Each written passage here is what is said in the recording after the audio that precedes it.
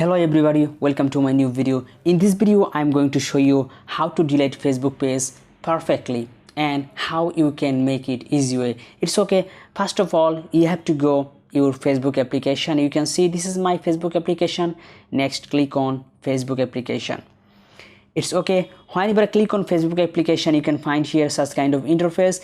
Next, at the top of the right side, you can see here three dot line. So just click on three dot line. It's okay. Then scroll down, sorry. Then you can see here that is page.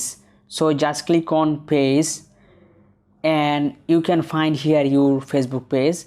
So just click on Facebook page. It's okay. Now I am going to delete it. Top of the side you can find here there is overview, ads, notifications. So just sweep on the right side. Then you can find here more option. So just click on more option.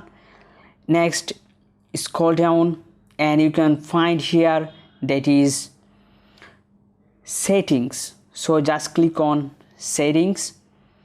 Then you can find here general option. So just click on general.